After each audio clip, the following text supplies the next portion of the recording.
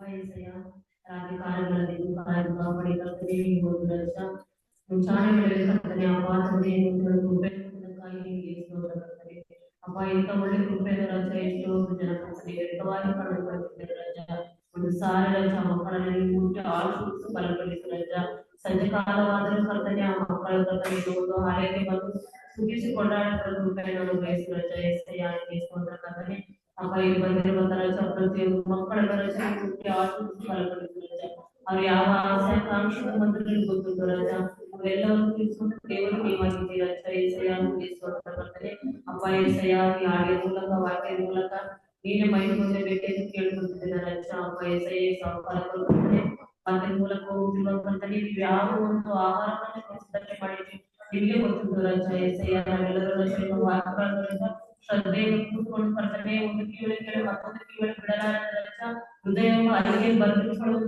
ಕೃಪೆಯನ್ನು ಬೇಯಿಸಿ ರಾಜ ಏಸಯ್ಯ ಕರ್ತನೆ ಪ್ರತಿಯೊಬ್ಬರು ಶ್ರದ್ಧೆಯಿಂದ ವಾಕ್ಯಗಳನ್ನು ಕೇಳುವುದರ ಮನಸ್ಸನ್ನು ಅವರಿಗೆ ದಯಪಾಲಿಸಿ ರಜೆ ಅಪ್ಪ ಈ ಒಂದು ಒಳ್ಳೆ ಸಮಯಕ್ಕಾಗಿ ಒಳ್ಳೆ ಸಮಯಕ್ಕಾಗಿ ಅಪ್ಪ ಎಸಯ್ಯ ಈ ಒಂದು ಚಿಕ್ಕ ಪ್ರಾರ್ಥನೆ ರಚೆ ಏನಾದರೂ ತಪ್ಪಿದ್ರೆ ದಯಮಾಡಿ ಕ್ಷಮಿಸಬೇಕೆಂದು ಯೇಸು ಕ್ರಿಸ್ತನ ಹೆಸರಿನಲ್ಲಿ ಬೇಡಿರುತ್ತೇನೆ ತಂದೆಯಾದ ದೇವರೇ ಆಮೆನ್.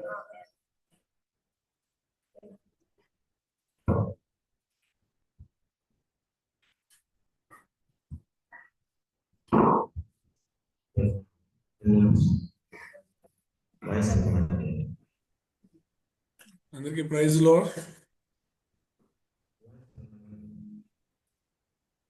నా వాయిస్ వినిపిస్తుందా?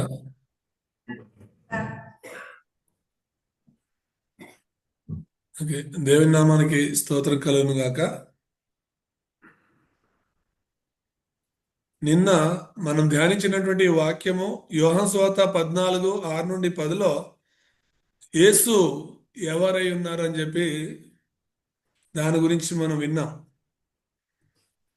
3 విషయాలు మనం చూసినటువంటిది ఏంటంటే, పరిచయంలో ఆయన శకపురుషుడై ఉన్నాడు అని, రెండోదిగా ఆయన ఏ పుస్తకము రాయకపోయినా ఆయన గురించి కొన్ని కోట్ల పుస్తకాలు రాయబడి ఉన్నాయనేది చూసాం. ఆ తర్వాత మన గురించి నెక్స్ట్ 5 నిమిషాల్లో ఏం జరుగుతుందో మనకు తెలియనప్పటికీ యేసు ప్రభు వారు పుట్టే ముందు ఎన్నో వేల సంవత్సరాల ముందే ఆయన గురించి, ఆయన చేయబోయే రక్షణ కార్యమును గురించి బైబిల్లో రాయబడి ఉందని చెప్పి చూసాం. ముఖ్య సందేశంలో మనం చూసినటువంటిది ఏంటంటే, ప్రజలకు ఉన్నటువంటి సమస్య, ప్రజలందరూ కూడా పాపులై ఉన్నారని, ఆ పాపము ఆదిలోనే ఆదాము హవ్వ నుండి వచ్చిందని, ఆ తర్వాత ప్రజలందరూ కూడా సాతాను పిల్లలుగా మారినారని చెప్పేసి మనం చూసాం. కాబట్టి పాపము చేసిన వారికి జీతము మరణం. ఆ మరణాన్ని ఎవరు కూడా జయించలేదు ఇంతవరకు. మనము యేసయ్యను విశ్వసించేకి ముందు, రక్షణ పొందటానికి ముందు ఎన్నో దేవుళ్ళని మనం పూజించాము. వారి చరిత్ర తెలియకుండానే మనం పూజించాము. వారు కూడా ఈ లోకంలో బ్రతికారని, తర్వాత చనిపోయారని చెప్పేసి కొన్ని దేవుళ్ళ గురించి మనం విన్నాం. ఏ దేవుడని పూజింపబడుచున్నటువంటి ఏ దేవుడు కూడా మరణాన్ని జయించలేదు. ఇంకా వారు చనిపోయి సమాధుల్లోనే ఉన్నారు. కానీ యేసయ్య ఈ లోకంలో జన్మించాడు, మన కోసం జీవించాడు, మన కోసం చనిపోయాడు. చనిపోయి 3వ రోజు ఆయన మరలా లేచాడని చెప్పేసి ఈ ప్రపంచంలో మరణాన్ని జయించిన ఏకైక దేవుడు యేసుక్రీస్తు అని చెప్పి మనం చూస్తున్నాం. ఒకవేళ యేసు ప్రభు వారు చనిపోయి మరలా పునరుత్థానము కాకపోయి ఉండింటే మనము యేసయ్యని నమ్మే అవసరం ఉండేది కాదు. ఎందుకంటే ఆయన కూడా వేరే దేవుళ్ళలాగా, వేరే స్వామీజీలలాగా, వేరే గురూజీలలాగా చనిపోయి సమాధిలోనే ఉండేవాడు. కానీ అలా కాకుండా చనిపోయే ముందే ప్రజలు నన్ను పట్టుకొని చంపేస్తారు, ఆ తరువాత మూడో రోజు నేను సమాధి నుండి మరణం నుండి లేచి వస్తానని చెప్పిన దేవుడు అలాగే చేశాడు. సో మనుషులందరూ కూడా ఇప్పుడు మరణంలోనూ సాతానులోనూ మరి నరకానికి వెళ్ళే సమస్యలో ఉన్నారు. ప్రజల మూడు సమస్యల గురించి మనం గుర్తుపెట్టుకోవాలి. మీరు ఎవరికైనా సువార్తను ప్రకటించేటప్పుడు వాళ్ళకి ఆరోగ్యం ఉండొచ్చు, వారికి డబ్బు ఉండొచ్చు, పని ఉండొచ్చు, ప్రతి ఒక్క ఆశీర్వాదము, శారీరకమైనటువంటి ప్రతి ఒక్క ఆశీర్వాదం వాళ్ళకు ఉండొచ్చు. అలాంటప్పుడు వాళ్ళకి ఏసయ్య వద్దా, వాళ్ళకి సువార్త వద్దా అంటే కంపల్సరీ వాళ్ళకి సువార్త కావాలి. ఈ లోకంలో ఉన్న ప్రతి ఒక్కరూ కూడా పాపులే అని వాక్యం సెలవిస్తుంది. కాబట్టి వారిని పాపం నుండి విడిపించేది యేసయ్య మాత్రమే. రెండోది సాతాను నుండి విడిపించేది యేసయ్య మాత్రమే. మూడోది చనిపోయిన తర్వాత ప్రజలు యేసయ్యను నమ్మకపోతే నరకానికి వెళ్తారనేది వాస్తవము. యేసయ్యను నమ్ముకుంటే మాత్రమే మరణం నుండి మనము జీవానికి చేరుకుంటాము, నరకం నుండి మనము పరలోకానికి చేరుకుంటామనే సత్యాన్ని ప్రజలందరికీ కూడా ప్రకటించాలి. అందులోనూ ఇక్కడ సంఘంలో వచ్చి కూర్చొని దేవుని ఆరాధిస్తున్నటువంటి నీతో నేను చెప్పేది ఏంటంటే, నువ్వు రక్షణ పొందుకున్నావు, సత్యాన్ని తెలుసుకున్నావు, నువ్వు ఏం ఆరాధిస్తున్నావో, ఎవరిని ఆరాధిస్తున్నావో, నువ్వు ఏం చేస్తున్నావో నీకు తెలిసి నువ్వు చేస్తున్నావు. కానీ మీ ఇంటి వారు, మీ బంధువులు వారు ఏం చేస్తున్నారో వారికి తెలియదు. ఎవరో పూర్వీకులు చెప్పారని చెప్పేసి ఆ దేవుళ్ళు దేవతల్ని, ఆ మతాన్ని కొలుస్తున్నారు. కానీ సత్యం తెలియక నాశనము వైపు వెళుచున్నారు. సత్యం తెలిసి మనం మౌనంగా ఉంటే ఉమ్, వారు నిత్య నరకం వైపు వెళ్ళాల్సి వస్తుంది. ఒకవేళ దేవుడు నిన్ను నీ కుటుంబంలో నుండి రక్షించినాడంటే దానికి గల కారణము నువ్వు మీ ఇంటి వారిని రక్షిస్తావని చెప్పేసి, మీ ఇంటి వారికి నువ్వు సువార్తను ప్రకటిస్తావని చెప్పేసి. ఈ లోకంలో మనము ఒక మనిషికి ఇవ్వగలిగే పెద్ద బహుమతి ఏదైనా ఉంది అంటే అది యేసయ్యను, యేసయ్య సువార్తను అందించటం. ఎందుకంటే మనము శారీరకంగా చేసే యొక్క సహాయము కొంతవరకు, కొన్ని రోజుల వరకు మాత్రమే వారికి ఉపయోగపడవచ్చు. కానీ యేసయ్యని గురించినటువంటి సువార్తను మనం ప్రకటించినట్లయితే అది జీవితాంతము వారిని రక్షిస్తుంది అనేది మనం గమనించాలి. ఇక ఈరోజు మూడో ముఖ్యమైనటువంటి విషయాన్ని ధ్యానించాల్సింది ఏంటంటే, ఈ యేసు ఎవరు అనే ఒక అంశం కింద మూడో విషయము, యేసయ్య తన గురించి తాను ఏమని చెప్పుకున్నాడు బైబిల్లో. ఇప్పుడు మనమందరూ యేసయ్య ఎవరు అని చెప్పేది కంటే యేసయ్య తన గురించి ఏమన్నాడు అనేది ఒక మూడు వాక్యాల్ని విని మనం అర్థం చేసుకునే ప్రయత్నం చేద్దాం. మొదటిగా యోహాను సువార్త 10వ అధ్యాయము 30 నుండి 33 వచనాన్ని చదువుదాం.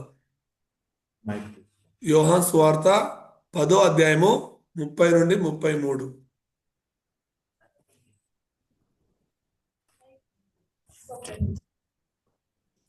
యూదులు ఆయనను కొట్టవలెనని మరలా రాజచేత పట్టుకొనగా, యేసు తండ్రి యొద్ద నుండి అనేకమైన మంచి క్రియలను మీకు చూపి తిని, వాటిలో ఏ క్రియ నిమిత్తము నన్ను రాళ్లతో కొట్టుదురని వారిని అడిగెను. అందుకు యూదులు, నీవు మనుషుడవై ఉండి దేవుడనని చెప్పుకొనుచున్నావు గనక దేవదూషణ చేసినందుకే నిన్ను రాళ్లతో కొట్టుదు, కానీ మంచి క్రియలు చేసినందుకు కాదని ఆయనతో చెప్పిరి. అందుకు సో ఇక్కడ మొదటి వచనమే ఏం సెలవిస్తుంది? 30వ వచనము, నేను తండ్రిను ఏకమై విన్నామని వారికి చెప్పెను. ఆమేన్. ఇక్కడ చాలా మంది యేసయ్యని తక్కువ చేసి మాట్లాడటము లేదా సరిగా అర్థం చేసుకోలేక మాట్లాడటం మనం చూస్తున్నాం. కానీ యేసయ్య తన మాటల్లో చెప్పుచున్నది ఏంటంటే, నేనును తండ్రియును ఏకమై ఉన్నాము అని, వారిద్దరూ ఒక్కటే అయి ఉన్నారని చెప్పేసి వాక్యంలో యేసయ్యే చెప్పుచున్నాడు. దేవుడు మరియు యేసు ఎలాగా ఒక్కటై ఉంటారు, వారిద్దరూ ఎలాగా ఏకమై ఉన్నారు అని చెప్పి చాలా మందికి ప్రశ్న ఉంటుంది. కానీ ఇక్కడ యేసయ్య మాటల్లోనే యేసయ్య చెప్తుండేది, నేను, నా తండ్రి మరియు పరిశుద్ధాత్మ కూడా త్రియేక దేవుడై ఉన్నాడనేది ఇక్కడ చాలా చక్కగా యేసయ్య సెలవిస్తున్నాడు. మనం గమనించాల్సింది, ఒకవేళ అక్కడ కూర్చున్నటువంటి మీలో కొంతమందికి తెలిసి ఉండొచ్చు, యెహోవా సాక్షులు అని చెప్పేసి ఒక సంఘం ఉంది. యెహోవా సాక్షులు అని. ఒకవేళ ఇంతవరకు మీ గ్రామానికో మీ సంఘానికో మీ ఇంటికో వారు రాలేదేమో, రానున్న రోజుల్లో రాబోతున్నారు. ఎందుకంటే వాళ్ళు ప్రతి ఒక్క చోటు కూడా విస్తరిస్తున్నారు. ప్రతి ఒక్క చోట వాళ్ళు క్రైస్తవులకే టార్గెట్ చేసి క్రైస్తవుల ఇంటికి వెళ్ళి యేసు దేవుడు కాదు, తండ్రి మాత్రమే దేవుడు, కాబట్టి మనము తండ్రిని ఆరాధించాలి కానీ యేసయ్యని కాదు అని చెప్పి వారు ఆ దుర్బోధను ప్రకటిస్తున్నారు. మనం ఒకవేళ హెచ్చరికగా లేకపోతే, బైబిల్లో ఉన్నటువంటి సత్యాల్ని మనం తెలుసుకోకపోతే మోసపోతాం. ఇక్కడ రెండవ వాక్యాన్ని మనం చూసినట్లయితే యోహాను సువార్త 14:7-9 చదువుదాం. మీరు నన్ను ఎరిగి ఉంటే నా తండ్రిని ఎరిగి ఉందురు. ఇప్పటి నుండి మీరు ఆయనను ఎరుగుదురు, ఆయనను చూసి ఉన్నారని చెప్పెను. అప్పుడు ఫిలిప్పు, ప్రభువా, తండ్రిని మాకు కనపరచుము, మాకంతే చాలునని ఆయనతో చెప్పగా, యేసు, ఫిలిప్పు, నేనింతకాలము మీ యొద్ద ఉండినను నీవు నన్ను ఎరుగవా? నన్ను చూసిన వాడు తండ్రిని చూసి ఉన్నాడు గనుక తండ్రి మాకు కనపరచుమని ఏల చెప్పుచున్నావు. ఆమేన్. అర్థమైంది అనుకుంటాను. ఫిలిప్పు యేసయ్యను అడుగుచున్నటువంటి ఒక ప్రశ్న ఏంటంటే, మాకు తండ్రిని చూపించుమని,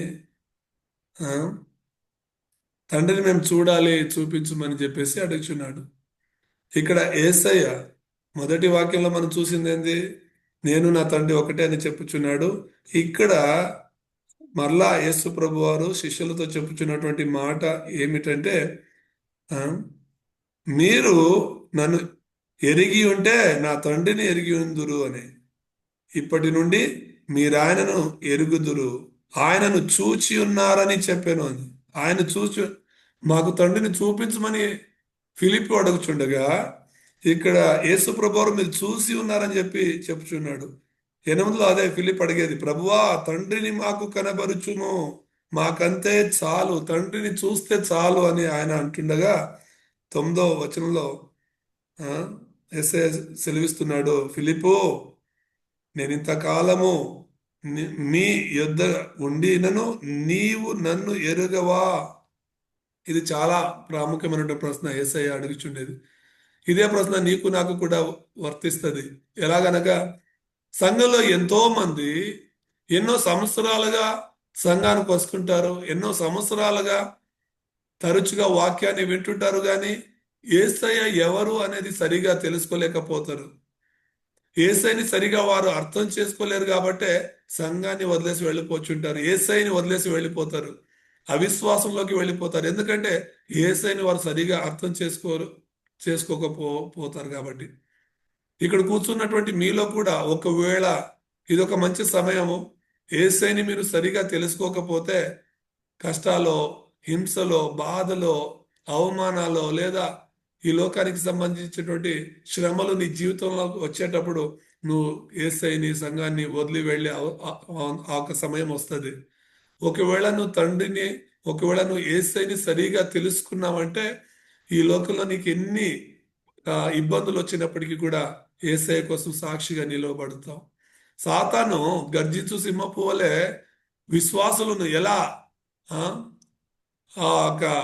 దేవుని విశ్వాసం నుండి దూరం చేయాలని చెప్పేసి ప్రతిరోజు ఆలోచిస్తున్నాడు, ప్రయత్నిస్తున్నాడు. ఇక్కడ యేసయ్య చెప్పే మాట ఏంటంటే 9వ వచనంలో, నన్ను చూచిన వాడు తండ్రిని చూచిన్నాడని చెప్పేసి చాలా స్పష్టంగా సెలవిస్తున్నాడు.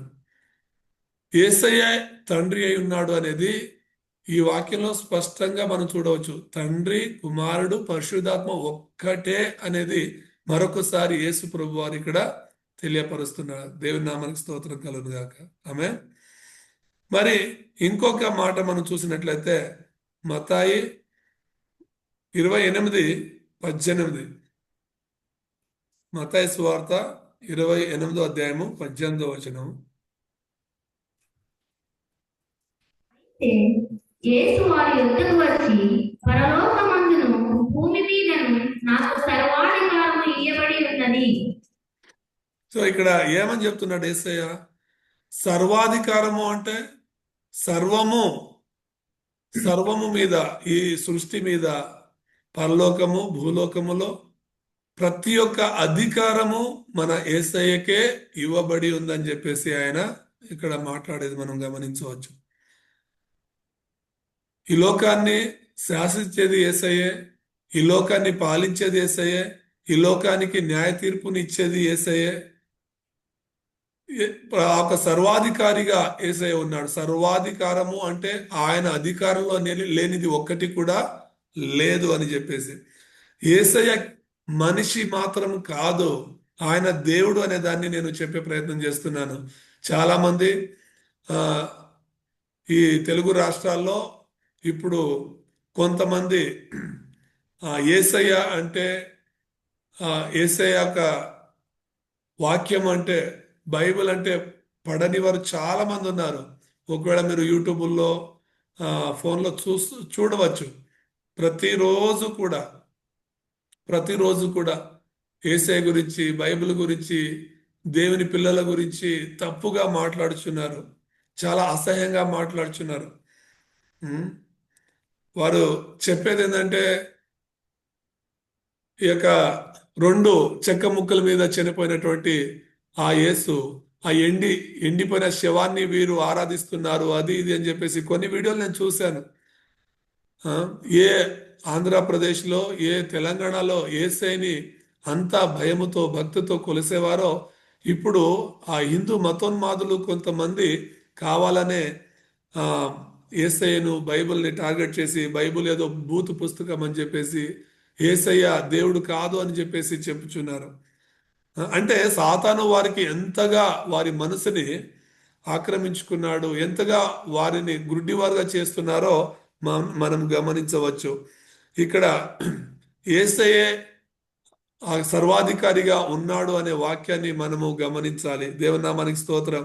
వచ్చే రోజుల్లో ఒకవేళ నీ వరకు రావచ్చు, నువ్వు ఎందుకు యేసయ్యను నమ్ముచున్నావు, ఎందుకు నువ్వు సంఘానికి వెళ్చున్నావు, నీ యొక్క మతాన్ని విడిచి, నీ కులాన్ని విడిచి, ఈ ఏదో ఫారిన్ దేవుణ్ణి, ఈ ఏదో ఎడారి దేవుణ్ణి, ఎడారి మతాన్ని నువ్వు ఎందుకు నమ్ముకున్నావు అని చెప్పేసి ప్రశ్నించే వ్యక్తి నీ దగ్గర రావచ్చు. ఒకవేళ నీకు సరియైన ఉత్తరము, సరియైన జవాబు తెలియదు అంటే ఆ సమయంలో నువ్వు వారి ముందు తలవంచాల్సి ఉంది. కాబట్టి యేసయ్య ఎవరు అనేది మరి నువ్వు చక్కగా తెలుసుకోవాలి. 3 విషయాలు నేను చెప్తాను, మనసులో పెట్టుకోవాలి మీరు, చాలా ముఖ్యమైనట్టు. మొదటిది ఏంటంటే, బైబిల్ నీ జీవితంలో చాలా ప్రాముఖ్యమైన పుస్తకంగా ఉండాలి. ఈ లోకంలో వేరే పుస్తకాల గురించి, వేరే మత పుస్తకాల గురించి నువ్వు చదవాలి, లేదా నువ్వు తెలుసుకోవాలి. తెలుసుకున్న తర్వాత ఎందుకు బైబిల్ మాత్రమే దేవుని పుస్తకము, బైబిల్ మాత్రమే సత్య వాక్యము అనేదాన్ని నువ్వు అనుభవించి తెలుసుకున్నప్పుడు మాత్రమే అడిగేవారికి నువ్వు సరైన జవాబుని ఇవ్వగలుగుతావు. రెండోదిగా, యేసు ప్రభు మాత్రమే దేవుడు అనే ఒక ముగింపుకు నువ్వు రావాలి. యేసయ్య మాత్రమే దేవుడు అని. ఈ లోకంలో ముక్కోటి దేవుళ్ళు ఉన్నారు కదా, వాళ్ళందరినీ మించి నువ్వు యేసయ్యని నమ్ముకుంటున్నావంటే ఎందుకు నమ్ముకున్నావు? వేరే దేవుళ్ళలో లేనిది యేసయ్యలో ఏముంది? వేరే దేవుళ్ళు చేయని పని యేసయ్య ఏం చేశాడు అనేది నువ్వు సరిగ్గా అర్థం చేసుకోవాలి. ఈ లోకంలో చాలా మంది స్వామీజీలు ఉన్నారు, ఈ లోకంలో చాలా మంది గురూజీలు ఉన్నారు, ఈ లోకంలో చాలా మంది దేవతలు ఉండగా యేసయ్యని ఎందుకు నువ్వు నమ్ముకుంటున్నావు అనేదాన్ని నువ్వు సరిగ్గా అర్థం చేసుకొని యేసయ్య కోసం జీవించాలి. అప్పుడు మాత్రమే ఎందుకు నువ్వు యేసయ్యని నమ్ముకున్నావని ఎవరైనా అడిగేటప్పుడు సరైన జవాబునిస్తావు. సో అందుకనే నేను చెప్పేది ఏంటంటే, ఇప్పుడు బైబిల్ మాత్రమే శ్రేష్టమైన పుస్తకం అని నువ్వు తెలుసుకునేది ఎలాగా అంటే, బైబిల్లో సృష్టి నుండి ముగింపు దాకా రాయబడి ఉంది. వేరే పుస్తకాల్లో లాగా ధర్మానికి, మతానికి సంబంధించిన పుస్తకం కాదు బైబిల్. బైబిల్ వచ్చి మనిషికి సంబంధించినది, దేవునికి సంబంధించినది. ఇక్కడ ఏదో ఒక సంస్కృతిలో, సంప్రదాయాలో, కట్టుబాట్ల గురించి మాట్లాడేది కాదు పుస్తకం. రక్షణ మార్గాన్ని బోధించే పుస్తకం ఇది. మనకు సమస్యలు ఎలాగొచ్చాయి, ఎవరు మనల్ని సృష్టించారు, మనం ఎందుకు దేవుడి నుండి దూరం అయ్యాము, మరలా మనం దేవుని దగ్గరికి ఎలా చేరుకోగలుగుతాం అనేది, ఆ నిత్య పరలోక రాజ్యానికి ఎలా చేరుకోగలుగుతామనే ఒక విషయాలు బైబిల్లో తప్ప వేరే ఎక్కడ కూడా మనము చూడలేం. కాబట్టి బైబిల్ మనకు శ్రేష్టమైన పుస్తకంగా ఉండాలి. రెండోదిగా నేను చెప్పాను, యేసయ్య మాత్రమే దేవుడిగా ఎందుకు మనము ముగింపుకు రావాలి అంటే, యేసయ్య మనల్ని వెతుక్కొని వచ్చాడు, మనల్ని రక్షించడానికి వచ్చాడు. అందులో కూడా 3 విషయాలు మనం గుర్తుపెట్టుకోవాలి. పాపము నుండి, సాతాను నుండి, నరకం నుండి విడిపించడానికి వచ్చినటువంటి ఏకైక దేవుడు అది యేసు మాత్రమే. ఈ విషయాల గురించి మాట్లాడింది యేసు మాత్రమే తప్ప వేరే ఏ దేవుడు దేవతలు కూడా పాపం గురించి కానీ, ఈ యొక్క సాతాను గురించి కానీ, లేదా నరకం గురించి మాట్లాడిన దేవుడు వేరే దేవుడు లేడు. కాబట్టి యేసయ్య మాత్రమే మన దేవుడు, మన సృష్టికర్త, మన ఒక రక్షకుడు. మరలా మూడో ఒక విషయాన్ని మనం ఎప్పుడూ గుర్తుపెట్టుకోవాల్సింది ఏంటంటే, నువ్వు నేను దేవుని పిల్లలముగా ఉన్నాము. మనొక స్థానం వచ్చేసి దేవుని పిల్లలు అని చెప్పేసి. ఈ లోకంలో మనం తండ్రిగా, తల్లిగా, ఒక అన్నగా, తమ్ముడుగా, లేదా పనిచేసేవాడుగా, ఈ లోకంలో నువ్వు ఏ ఒక పని చేస్తావో ఆ ఒక పనిని బట్టి నీ యొక్క స్థానం ఉంటది. కానీ ఎల్లవేళలా ఆశీర్వాదకరమైనటువంటి ఒక గొప్ప స్థానం ఏదైనా ఉంది అంటే అది దేవుని బిడ్డగా మనం ఉండటం, సువార్థికునిగా, సువార్థికురాలుగా మనం ఉండటము గొప్ప ఆశీర్వాదము. నేను దేవుని బిడ్డ అనే ఒక ఆ స్థానము గురించి, ఆ స్థితిని గురించి నువ్వు సంతోషించే వ్యక్తిగా ఉండాలి. దేవుని నామానికి స్తోత్రం కలుగును గాక. ఆమేన్. మరలా ఈ ముఖ్య సందేశంలో 4వ విషయాన్ని మనం చూసినట్లయితే, ఇప్పుడు మూడోది మనం చూసింది ఏంది, యేసు ప్రభు వారు తన గురించి ఏం అన్నాడు అనేది, తన గురించి తాను ఏం చెప్పాడో మనం చూసాం. ఇప్పుడు 4వదిగా యేసుని కలిసిన వారు యేసు గురించి ఏం చెప్పారు అని, యేసుని సంధించిన వారు లేదా యేసుని కలిసిన వారు యేసయ్యని ఏమని వారు అర్థం చేసుకున్నారు అనేది మనం చూసినట్లయితే, మొదటిగా పేతురు మన ఒక కళ్ళ ముందు వస్తాడు. ఆ పేతురు యేసయ్యని ఏమన్నాడు చదువుకుందాము. మత్తాయి 16వ అధ్యాయము 16వ వచనము.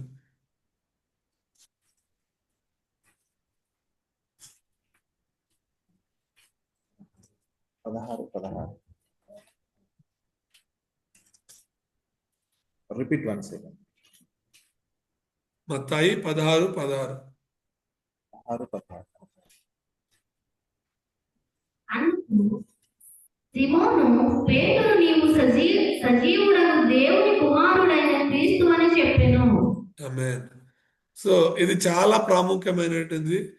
పేతురు యేసయ్యని క్రీస్తుగా గుర్తించాడు. జీవముగల దేవుని కుమారుడు, నీవు రావాల్సినటువంటి క్రీస్తు అని చెప్పేసి ఆయన అర్థం చేసుకున్నారు. చాలా మంది యేసయ్యని నువ్వు ఎవరు అని అడుగుతుండగా పేతురు అర్థం చేసుకుంది, నువ్వు క్రీస్తు, మెస్సియాగా నువ్వు అభిషేకింపబడిన వాడిగా ఈ లోకానికి నా కోసం వచ్చిన దేవుడు అని చెప్పేసి ఆయన అర్థం చేసుకున్నాడు అనేది మనము చూడవచ్చు. రెండో వ్యక్తి తోమా గురించి మనం చూద్దాం. తోమా ఏమని చెప్పాడు యేసయ్య గురించి? యోహాను సువార్తలో 20వ అధ్యాయము 25 నుండి చదువుదాం. యోహాను 20వ అధ్యాయము 25 నుండి 28 వరకు. గనుక తక్కిన శిష్యులు మేము ప్రభువుని చూచితిమని ఆయనతో చెప్పగా, అతడు నేనాయన చేతులలో మేకుల గురుతులను చూచి నా వేలు ఆ మేకుల గురుతులలో పెట్టి నా చేయి ఆయన ప్రక్కలో ఉంచితే గాని నమ్మనని వారితో చెప్పాను. 8 దినములైన తరువాత ఆయన శిష్యులు మరల లోపల ఉన్నప్పుడు తోమా వారితో కూడా ఉండెను. తలుపులు మూయబడి ఉండగా యేసు వచ్చి మధ్యన నిలిచి, మీకు సమాధానం కలుగుగాక అనెను.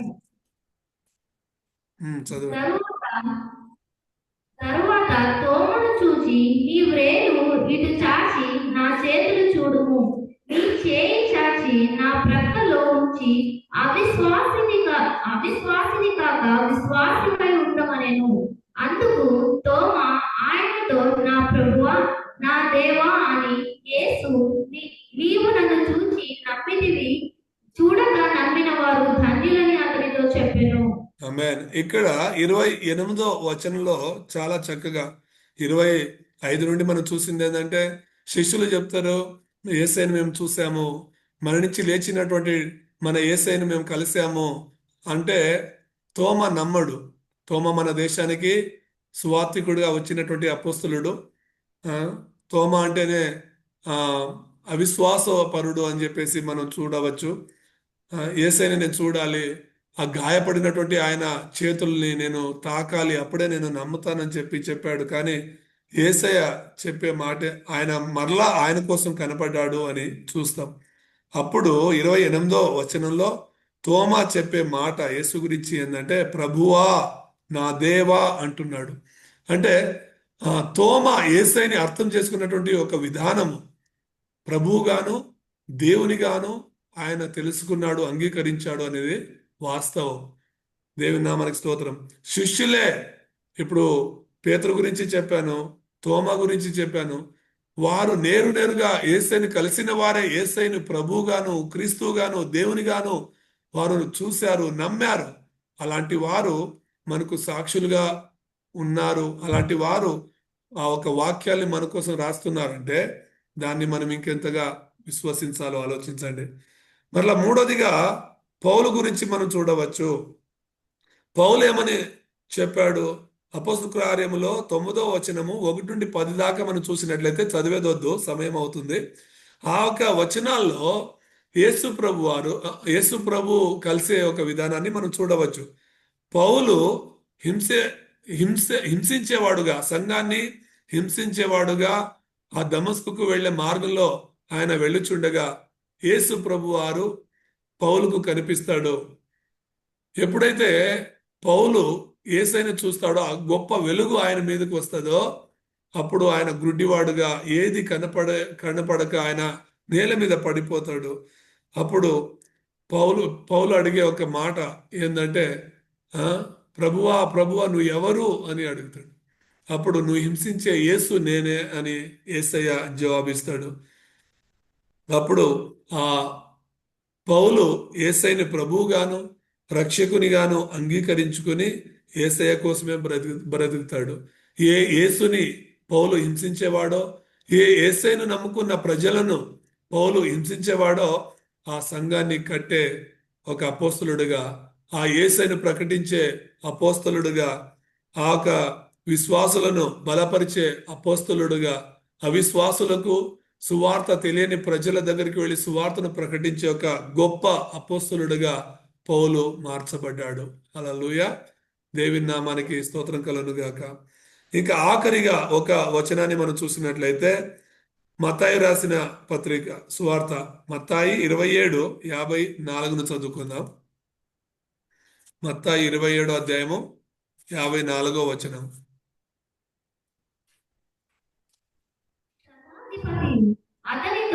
అతనితో కూడా యేసునకు కావలి ఉన్న వారు భూకంపమును జరిగిన కార్యములన్నింటినీ చూచి మిక్కిలి భయపడి, నిజముగా ఈయన దేవుని కుమారుడని చెప్పుకొనిరి. ఆమేన్. ఎవరు చెప్పుచుండేది ఇది? శతాధిపతి, రోమియోల సైన్యంలో ఉన్నటువంటి ఒక శతాధిపతి, ఆ తర్వాత అక్కడ ఉన్నటువంటి సైనికులు, ఆయనతో కలిసి ఉండే ఆ కావలుగా ఉండే సైనికులు ఏమని మాట్లాడుచున్నారు యేసయ్య గురించి? అక్కడ జరిగే ఒక భూకంపాన్ని చూసి, అక్కడ జరిగినటువంటి కొన్ని కార్యములను చూసి వారు చెప్పుచున్నటువంటి మాట ఏంటంటే, నిజముగా ఈయన దేవుని కుమారుడని. ఇక్కడ అపోస్తలులు మాత్రమే చెప్పే మాట కాదు. పేతురు అయితే యేసుతో ఉన్నవాడు, తోమా అయితే యేసుతో ఉన్నవాడు, కానీ పౌలు యేసుతో ఉండేవాడు కాదు. యేసయ్యను విశ్వాసించలేదు. యేసయ్య ఉండే సమయంలో పౌలు యేసుతో లేడు.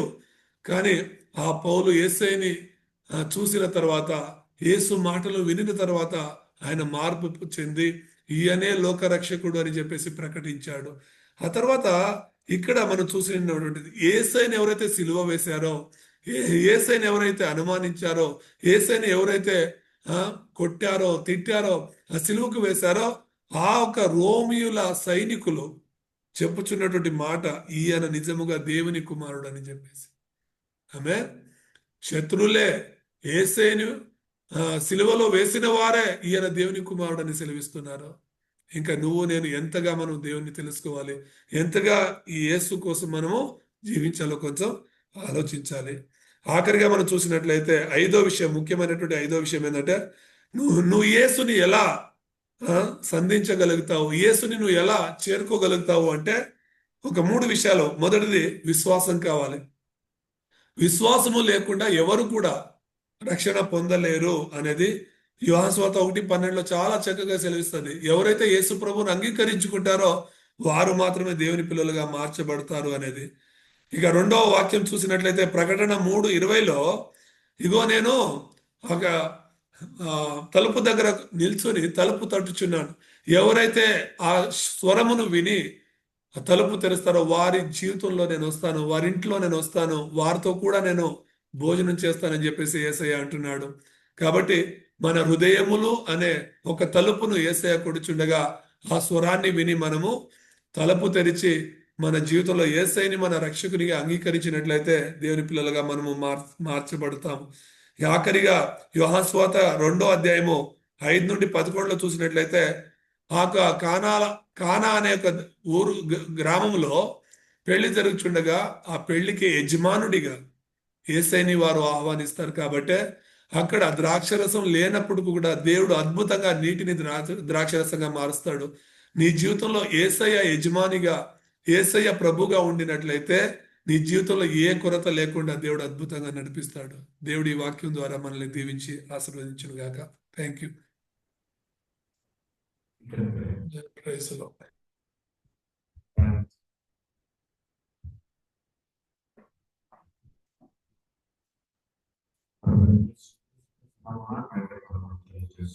ఇంతవరకు మరి యేసు ఎవరో అని చాలా వివరంగా, చాలా లోతైనటువంటి వాక్యాలు మనకు తెలియపరుస్తూ, ఎవరైనా యేసు గురించి మనకు ప్రశ్న వేసినప్పుడు సరైనటువంటి జవాబు అనుగ్రహించడానికి మంచి వాక్యాలను, వచనాలను ఆయన మనకు అందించాడు. దేవునికి స్తోత్రం కలుగును గాక. మన యొక్క వాక్యాలను కూడా మనం నేర్చుకుని సర్వ సృష్టికి మనం సువార్తను ప్రకటించినప్పుడు, ఎవరైనా మనకు ప్రశ్నలు వేసినప్పుడు నిజమైనటువంటి రక్షకుడు ఎవరు, ఆయనను చూసిన వారు శిష్యులే ఆయన ప్రభువు అని, దేవుడని, మరి తోమా గాని, మరి మెస్సియా, మరి అపోస్తలుడైనటువంటి పౌలు గాని